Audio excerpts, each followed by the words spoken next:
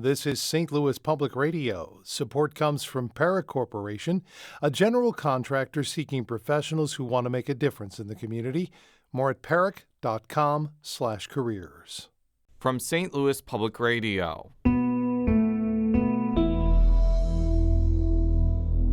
This is Politically Speaking. With the 2025 legislative session fading into the rearview mirror, Democrats like Senate Minority Leader Doug Beck are looking ahead to what could be a contentious 2026. Beck joins us on the latest episode of Politically Speaking to talk about the fallout from the end of the 2025 regular session and how Democrats are viewing the 2026 election cycle. Let's hit the music. This is the Politically Speaking podcast, the definitive show about Missouri politics. Let's go back to some of those policies, to that peace and prosperity that we had some 4 to 5 years ago. Everywhere is Democrat country once this Democrat's been there. There are a lot of things in Washington that are very bipartisan, including some bills that I've already gotten passed. And I think it works best when you can see both sides, but you have to pick one, and I firmly align with the Republicans. But certainly I think if she's running against one of the crazy dudes, certainly it's going to be a lot easier. But I'll take wisdom in age and a few missteps in oral over somebody who has no substance. I believe that you represent the party's values and you move forward, and that's what I have done.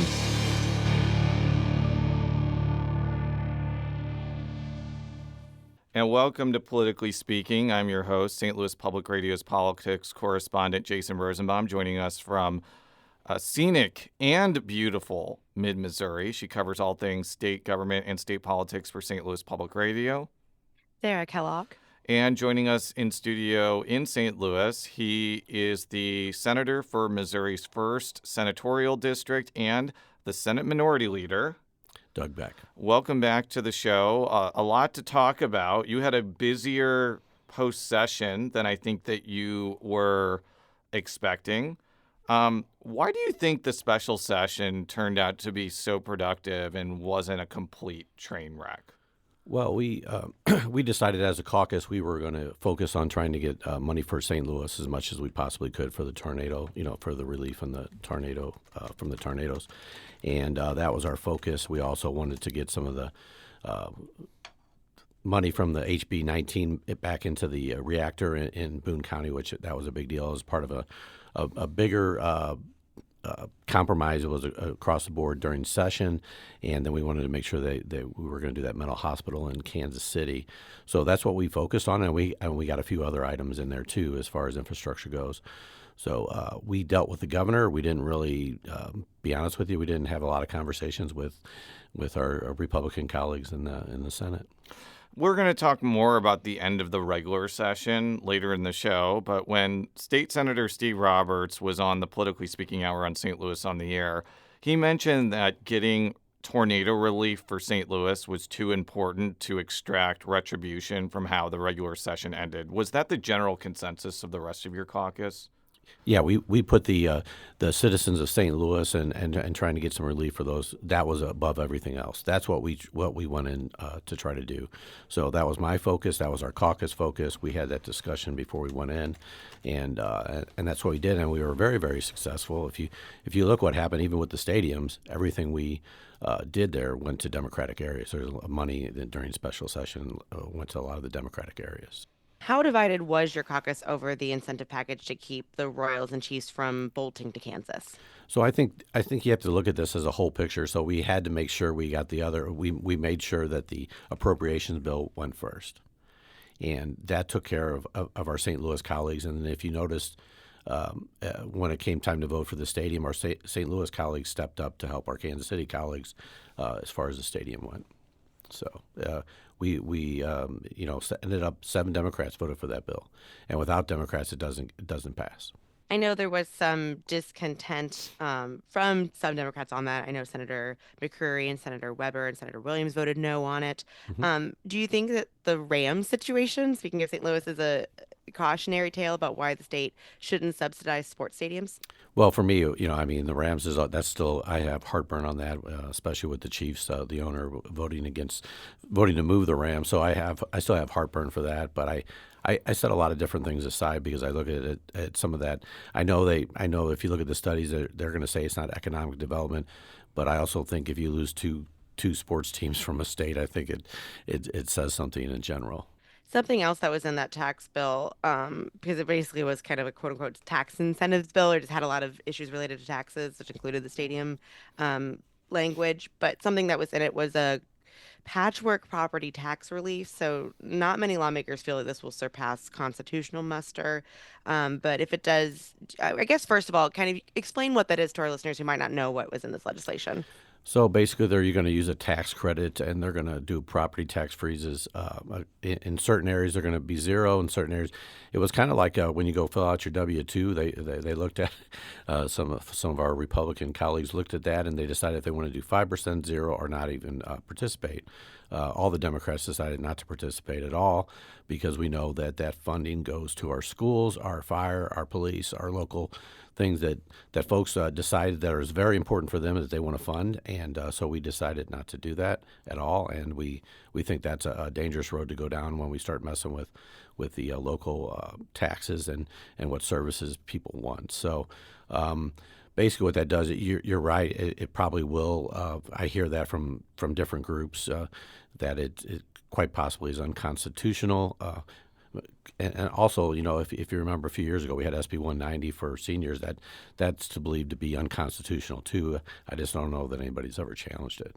And I think kind of one of the reasons why people think it might be unconstitutional is because it's not uniform. It's not applicable to everyone. So for some counties, it'll be affected, some it won't. So I think that's one of the reasons why people are concerned about the constitutionality of it. But on another, note, do you think that if it is held up, do you think it's going to hurt counties that that will have less money for core services, maybe some of the smaller rural counties?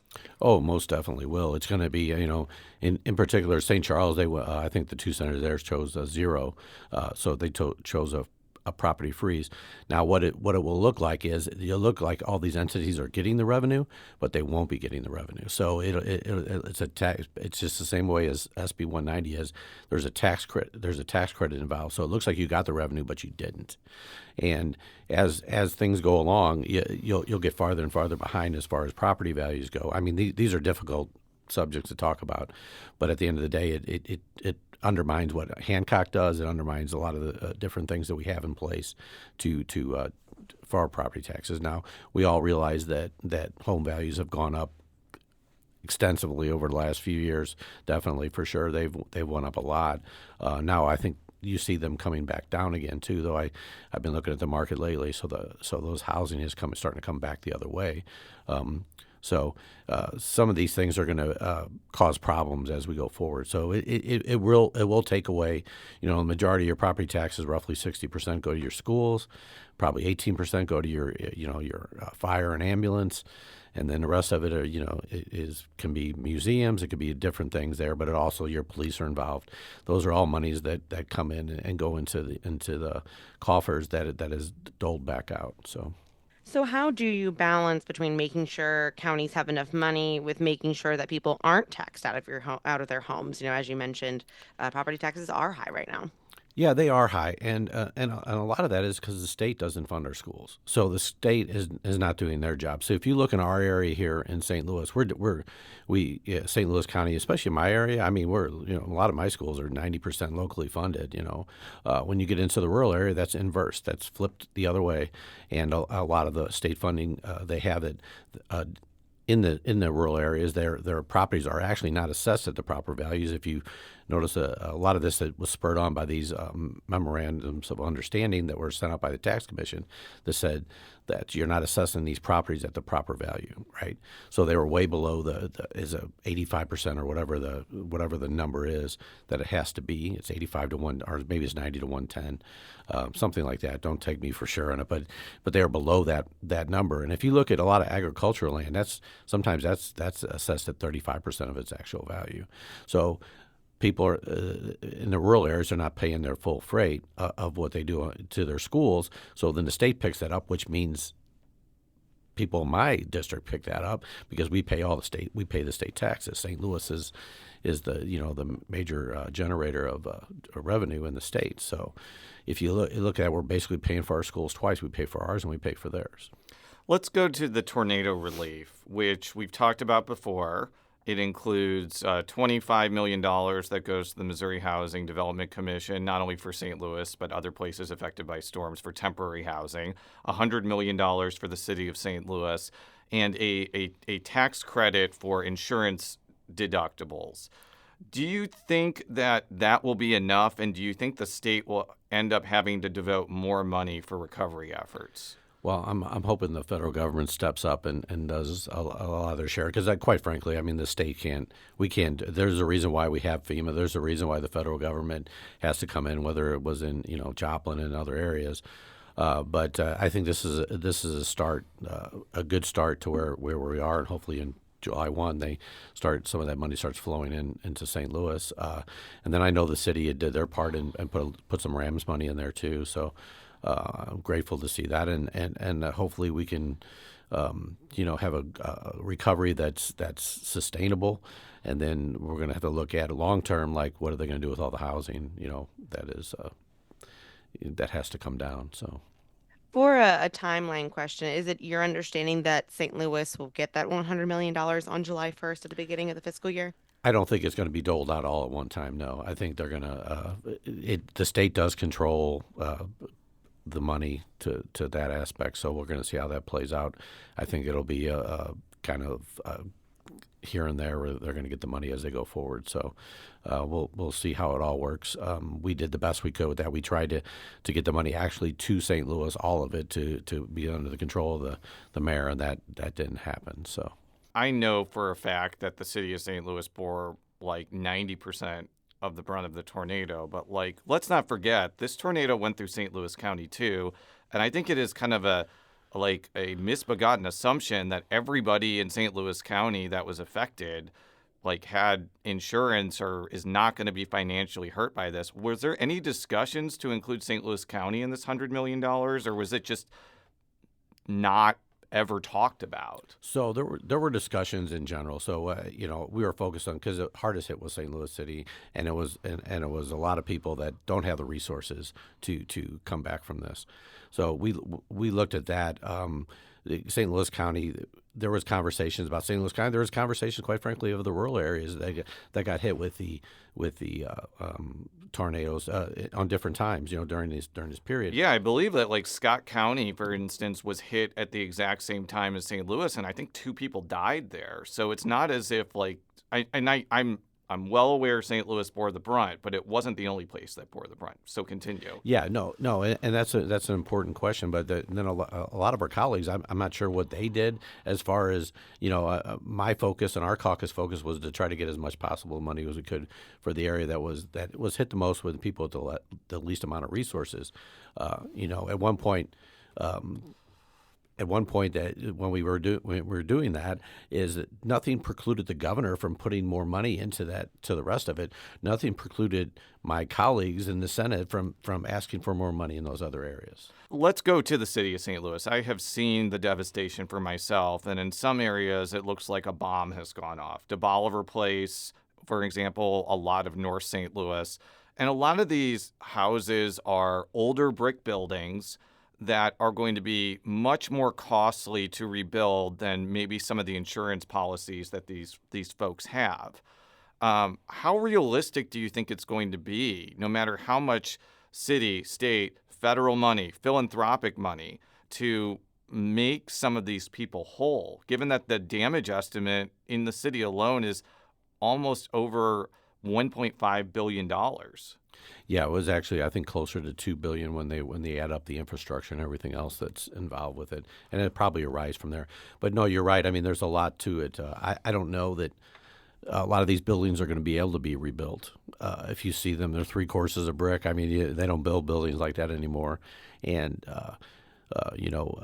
as Jake Hummel said, there's not enough bricklayers in Missouri to rebuild these homes, and there's not enough plasterers within the 8 states that touch Missouri to do all the plaster work that would, because the vast majority of these are plaster on the inside. So I think you're going to see especially the unstable ones, that they're going to have to be replaced. The other thing that I was talking with somebody who I'd interviewed for a previous story, and her condo, which was ravaged by the tornado, they found asbestos in it.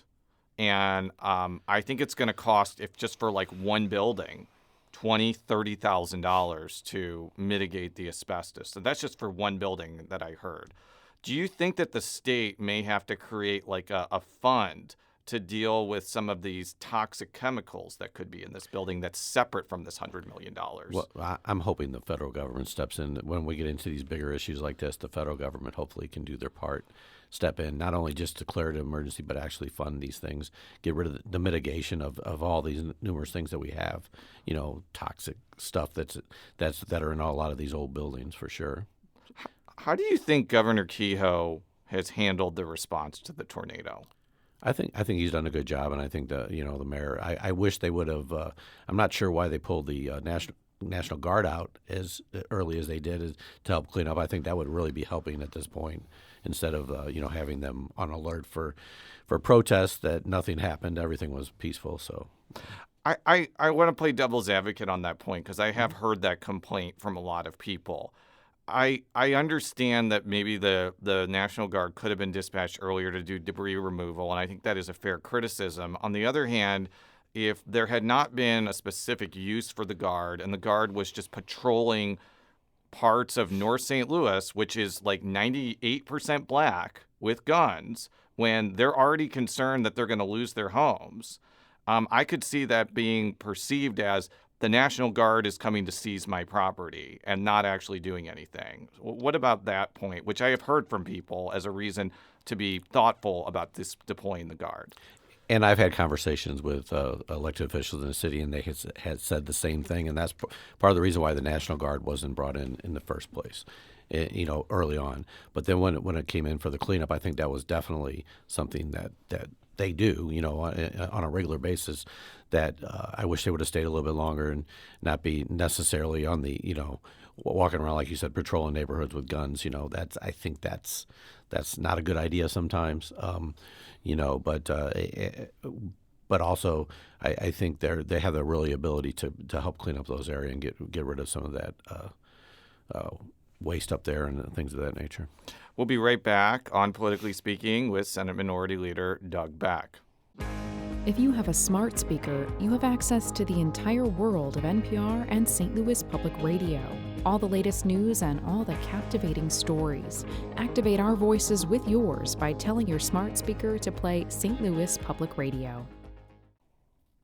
And we're back on Politically Speaking with Senate Minority Leader Doug Beck. He represents Missouri's 1st senatorial district, which I guess mainly is unincorporated South St. Louis County, but there's some incorporated areas in there, right? Yeah, so at Webster Groves, Crestwood, some other little smaller, Green Park. There's some other smaller cities in there too. Can't forget Green Park. It is the incorporated oasis inside the unincorporated land of freedom in South St. Louis County. A lot of businesses there for sure. Sarah, I want to flip the questions over to you about how the end of the regular session ended. Sounds good. We mentioned at the top of the show about Senate Democrats extracting retribution for how the regular session ended. Can you elaborate on why your caucus will need to respond after Republicans forced votes on measures that took aim at abortion and earned sick leave initiatives? This is a tough question. So, the previous question is the nuclear option for a lot of different things. I understand when you filibuster something, and if you're not negotiating or if you're not in good faith trying to get to a solution, that's one thing. But we on Proposition A, we negotiated for hours and hours. I mean, I don't even know how many hours I put in trying to negotiate on that. And at one point we thought we had a deal, and they backtracked on the deal that we had and blamed it on there was a misunderstanding, and then they blamed it on that they were too tired when they negotiated, and that's really unfortunate. So you take all these good faith efforts that we put forward and trying to negotiate that, And all session long, if you notice, we negotiated on a lot of different bills that we didn't necessarily want to. And then on abortion, we had the same outcome. It was predetermined, I believe, that what they were going to do from the beginning of session. As I've talked to some of the Republicans since then, they signed the PQs way early on in the session, and that's just what they were going to do at the end, no matter what. So it didn't really matter, and that's really where the trust factor has been broken. And we're going to have to see how that plays out, over next session. I don't want to lay my cards out there, but it won't be session as normal, as usual. That's just the way it's going to be. For our listeners, a previous question or PQ is an action taken that basically ends debate. It pretty much forces a vote on issues, and so that's why we're talking about previous questions and PQs. I know we've let those initials slide, but we have to be better about this is what that is. Oh, no, don't apologize. It's not on you. It's on us. It just happened a couple times, so we got to make sure we know what that one is. So to kind of play devil's advocate, Republicans have commanding majorities in the General Assembly. Why should Democrats have power to stop some of those major priorities? Well, that's the way the Senate's built. The rules are built, and it's for the minority to have a voice, and it's for us to come together and be the brake. So if you look at everything that gets passed through the House, I mean, there's a lot of bad laws, bills that they pass right through the House, and quite frankly, they don't get a lot of debate, and they just bring them over to the Senate. And we're supposed to be like the brake on the democracy. We're supposed to be a little bit slower, more deliberate. We're supposed to debate these issues. We come to a conclusion or not, or maybe set it aside for another year or set it aside for when it's ready for prime time. So that's the way that the Senate's been designed and has worked really, really well for a long time. And there's no reason to change how that works. So to try to bulldoze everything over and get their way on some things, it's crazy. And especially when you're right now, in one hand you said that they had these majorities, but also the people voted overwhelmingly for these items, for protection on abortion and women be able to make their own health care decisions, and for Proposition A to raise the minimum wage and to get sick pay. So that's earned sick pay, I should say, and that in general, 57% of the people voted for Prop A. It was 109 out of the 163 state rep districts. It was 20 out of the Senate, so those are majorities across the board. And it was 6 out of 8 in the congressional district. So people wanted that, and they voted for it. And to hear the Republicans would say, well, they didn't know what they were voting for, that it seems like they've always used that line when it's something that they don't want to do. The elected Republicans don't want to do. They always act like the people didn't know what was on the ballot, and it's a shame. And that's where we've been. So we'll see how that all ends up at the end of the day, because one of those is definitely going back to the ballot for sure, and we'll see about the other. I want to briefly talk about an incident that happened at the end of May. You sought to adjourn the Senate before pro tem President Cindy O'Loughlin could sign all of the bills that ended up passing. And it actually required Senate Republicans to drive to Jeff City to follow through on what was usually a kind of perfunctory affair. Why did you think that was necessary? It was just, it's in the Constitution that the bills are supposed to be signed in open session. That means there's supposed to be, quorum roll taken and everything else. So. It's certainly in the Constitution. It's not a rule. It's a constitutional requirement. Senator O'Loughlin actually accused Democrats of trying to engineer a constitutional crisis. What did you think about that? I laugh at that. That was not a constitutional crisis. We were fine. There is actually debate on whether they even have to sign them. In the middle of the quorum call, which was called by Senator Stephen Weber, Democrat from Boone County, you made a motion to adjourn or sine die, and O'Loughlin effectively ignored you and called on Senator Fitzwater to adjourn for the day. What was your reaction to that? What did you make of that situation? Well, that's a problem. If a senator is not going to be recognized on the floor, which I was recognized originally, and then I wasn't recognized for the motion, that's going to be a problem as we go forward. So that's troublesome to say the least. That is within our rules. It's also in the Senate, U.S. Senate, that you have to be recognized, and that's unfortunate.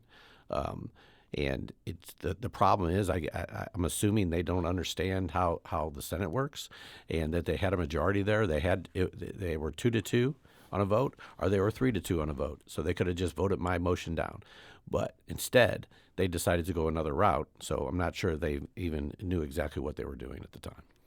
Not to get too in the weeds on this, because I'm sure at this point we are boring some of the listeners on the technicalities, but is it because it was the middle of a quorum call that then it had to be that it had to be recognized that there was or wasn't a quorum before that? I guess I'm kind of curious the situation as to who could have been recognized in that instance.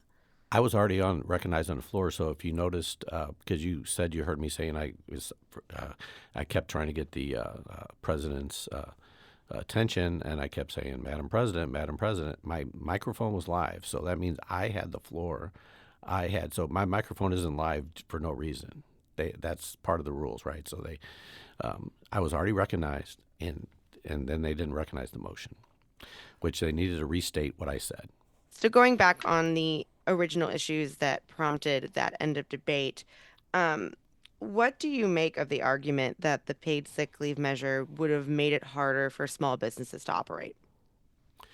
We had negotiated, a deal that would have been eliminated roughly 86% of the businesses, and it was, however, it was only roughly 14% of the employees. So the version they passed, it was 100% of the businesses will not have to do it. So they gutted the entire thing. They took the sick leave all the way out. I don't think it's a case. If you look at a minimum wage employee, it would be roughly 50 cents an hour, the cost of this. So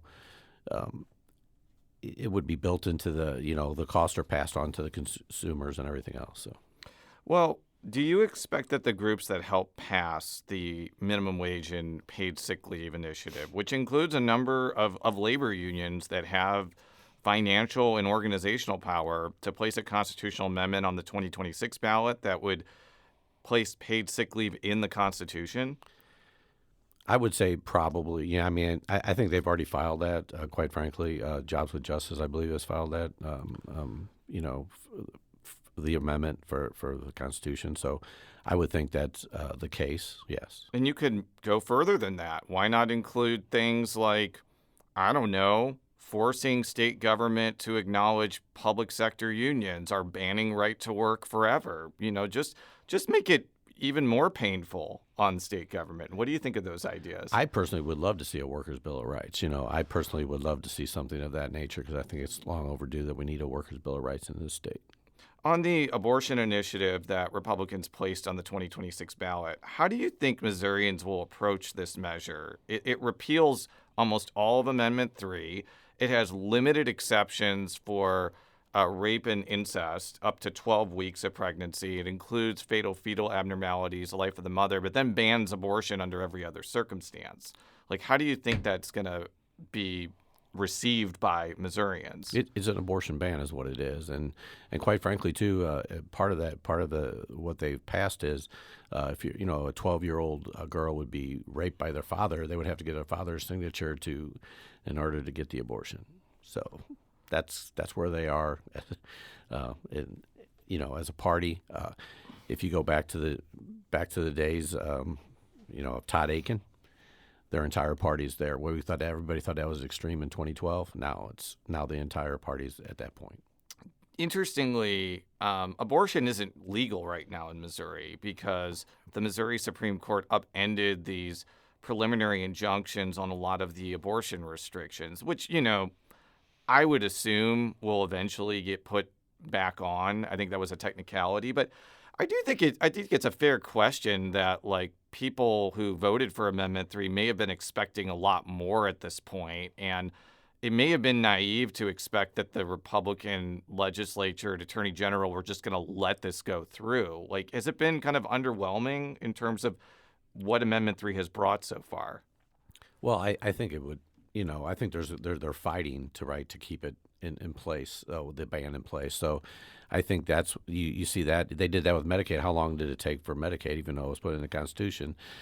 September, I think, of 2021. So continue. Yeah, so it took a while to get that, and because the Republicans fought tooth and nail to get that taken out of there. And so they're fighting it. I think at the end of the day, it'll become the law of Missouri.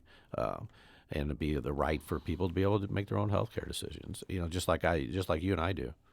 Are you worried that the provisions in this new amendment that place a ban on hormone therapy, puberty blockers, gender transition surgery for minors could entice people to vote for this measure. Yeah, so it's a repeal of the law. So I think first off, I think it's unconstitutional. It's single subject law, quite frankly. However, I'm not a lawyer, as you know. I'm a pipe fitter, so I don't make those decisions.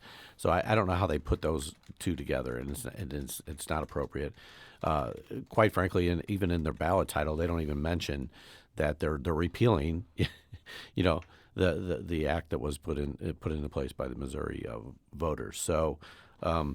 I don't think it fits. I think it's a shame that they put that in there, and that was part of what the negotiations were. We would have let that go through if they would have removed that language. That was the crux of the issue towards the end of session, and there would have been a whole lot of the other. We wouldn't have had to have a special session. We would have got the stadium funding done. There would have been other things that would have happened. So it's frustrating in a lot of ways that one little wording, because they know that they're going to try to use that to trick the voters of Missouri.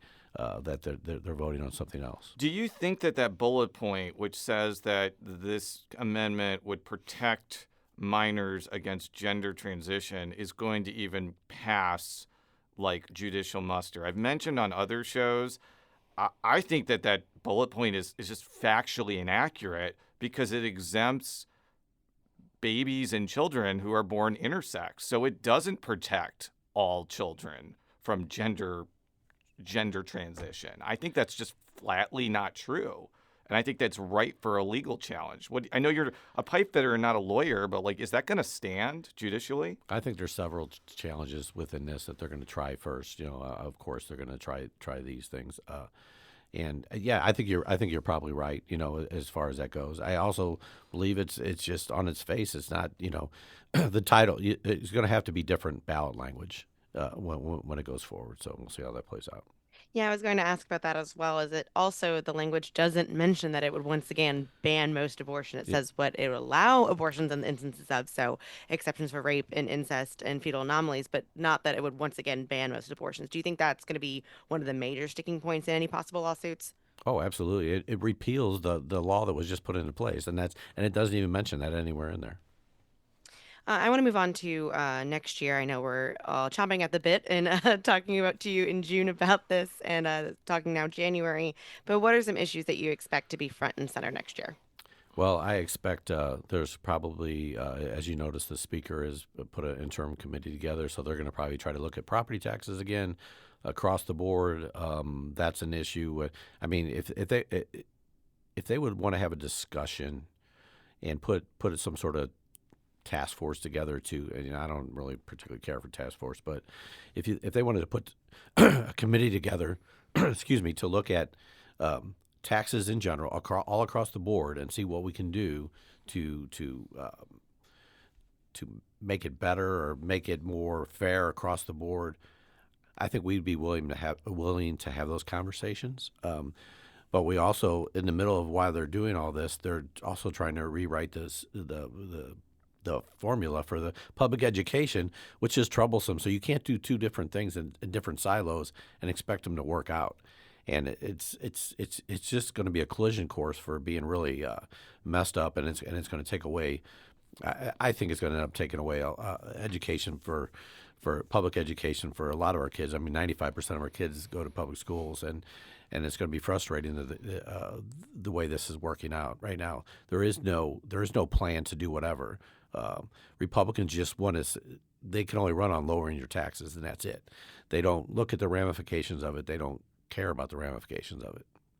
And that part is troublesome. If you wanted to do it in a responsible way, we would be more than willing to have that conversation.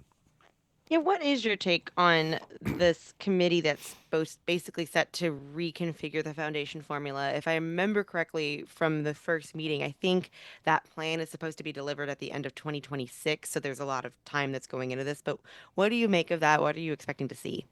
Yeah, I'm not sure exactly how it's going to play out and what direction it's going to go.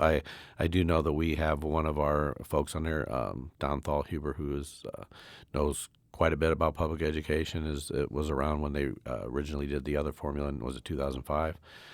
So he knows education, he knows how it works, so he's there on our part. Actually, the governor had asked us several times to put him on it. I was hesitant at first because wasn't sure exactly how this was going to play out. I didn't want them to put our stamp on it saying that Senate Democrats approve of whatever's going to come out of this. So, but we also thought it would be good to have somebody there to see what's happening. One thing that Republican lawmakers are paying close attention to is the so-called big, beautiful bill in Congress. You know, I may be in the minority on that. I think that branding is actually pretty good. I like calling it the big, beautiful bill, but that is not a value judgment on the actual substance. One provision in that proposal that the U.S. Senate announced, I think, a week or two ago, is it would cap medical provider taxes like the federal reimbursement allowance at 3.5% by 2031. And that could cost Missouri hundreds of millions of dollars. Right now, the FRA is at 4.2%. It's gone as high as 5.9%. How many of your colleagues are paying attention or worried about the impact of that bill? Well, I think it's in general, since we put Medicaid was put into the Constitution, Medicaid expansion, it's going to be a problem in general. So it's something we're going to have to fund, right? And where is that money going to come from in the general revenue? So now if you're going to cap the FRA tax and if they do the reimbursement rate, they're looking at 65% instead of the 90% it's at now. That's another whole issue that you're going to have down the road. You're going to look at rural hospitals closing. When Senator Laughlin was talking about what's going on in Boone County with the hospital there and the insurance, and she's worried about that. The question is this is going to close hospitals, throughout the rural area. So they came on, the Senate Republicans, or 14 of them, signed on to a letter saying that they support the big beautiful bill. However, that's going to close hospitals in their districts. So I find that interesting of what they pick and choose to do this. But you're right. You're 100% right. There's a lot of issues with this bill across the board. It gives billionaires tax breaks. It creates a tax burden onto the middle class even more. And it's troublesome. And we'll see how it goes if it's going to pass. I think the Senate's already pared it down quite a bit, but I don't know if they've gotten rid of some of the more troubling aspects of it. So on the political front, the marquee candidate elections in 2026 could be like these 3 elections for open state Senate seats. There's a state auditor's race, but I'm going to be brutally honest. I don't see Scott Fitzpatrick losing that as long as Democrats continue to have their statewide geographic issues. But Springfield has become 50-50. The part of Jackson County that's up, which is Mike Serpoy's seat, is probably close to 50-50. The Buchanan-Platte County seat is not 50-50. It probably leans Republican, but if it's a terrible year for the GOP nationally, I guess that's within the realm of possibility. How are Democrats approaching these races, given that they're going to be the main focus of the election next year? Well, that's one of my main jobs. So since I'm the minority leader, I'm head of the campaign for the Senate Democrats. And first off, we're going to make sure that Tracy McCreary comes back. That's important to us. So she'll be our number one. That's our number one look at right there. And then I want to call it 1A. Will be Betsy Fogel, who's running in Springfield, who's a great candidate, doing a lot of work. So we're going to take that seat. We're going to take it. We're going to take it. I feel good about it. I feel like we're going to be in a really good position. Again, we got a great candidate down there. They're going to have a primary, and we'll see how that plays out for the Republicans on that side. And then we have Lee Summit, Senate, the 8th District. And we got a great candidate there too, in Carrie Engel, and we're going to do as much as we can to support her and help her get across the finish line. She's going to be a hard worker. Actually, I'm going to see her tomorrow, so hopefully we can take that seat. And then if we look at Platte County, where Tony Lukemeyer, the majority floor leader, is there. If you look at the votes on Prop A and the votes on Amendment 3. They were overwhelmingly, 62%, voted for Prop A, and Senator Lukemeyer made the comment that he didn't care how the people voted. He was going to vote no. He was going to vote to take that away from him. He didn't care about how the people voted in his district. So I think if we can get that message out there and we have a good, strong candidate, we don't have one at this point. We're working on that, and if we get the candidate that we want, that could be a game changer up there too. Let's talk about the St. Louis region. One thing that could be critical for Tracy McCreary and House Democrats, assuming Tracy McCreary draws like a top-tier candidate and it's not just a name on a ballot with no money, is that 2nd Congressional District race, because National Democrats have targeted Congresswoman Ann Wagner's seat. How important is that race for Democratic fortunes writ large? I mean, we've managed to win with Ann Wagner being in there. So, I mean, it would be nice to have a great candidate to face her, and we'll see how that plays out. Could that candidate be Doug Beck? That candidate will not be Doug Beck. Oh, you're taking your name out of that. It's been out for a while. So I have a job to do as minority floor leader, and all the reasons why they would want me to run for that position is the reasons why I'm not going to, because I am doing my job here. Well, who do you think should be? Should it be like a current elected official? We saw Jill Shoup run for that seat, and I thought that she was going to win, but she ended up losing, and I think the big reason is she had a voting record that was easily exploitable. Is it possible that the candidate may just have to be a non-elected official? And I'm sorry, it is not going to be Adam Wainwright. I know that is like, it's not going to be him. Like, let's take Adam Wainwright out of the equation. Like, who should run for that seat? Yeah, I don't know who should run for that seat. I've actually been a part of discussions on how that looks and who should be the candidate for that. I'm not a kingmaker or anything, so I'm just we're trying to find somebody that wants to do it, you know, and somebody that has a profile that fits that district. Well, maybe it could be Ozzie Smith or Albert Pujols or I don't know, Sarah. I think Jason Tatum lives in Mo 1 because he's from U City, correct?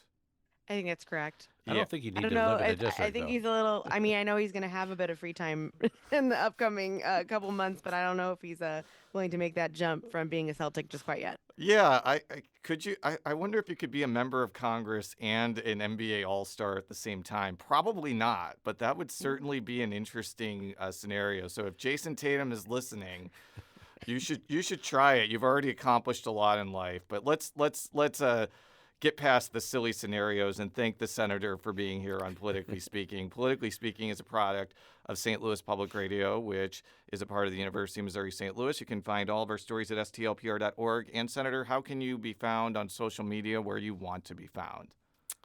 Oh, I'm on Twitter at Doug Beck 562. I'm on Facebook, Instagram. So. Well, go to all those places if you want to. And until next time, so long. Thanks.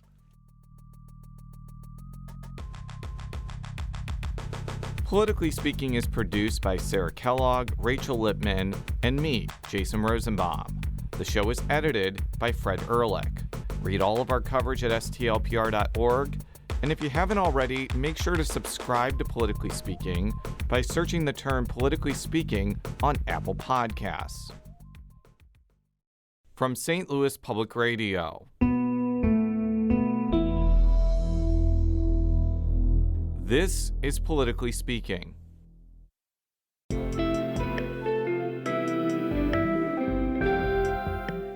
Gateway brings you the day's news each weekday from around the St. Louis region and the state capitals in Jefferson City. Our schools are accredited. We don't need this bill. And Springfield. How many more years must pass before lawmakers see time is of the essence? I'm Abby Larico. Join me each weekday for The Gateway on the STLPR app or wherever you get podcasts.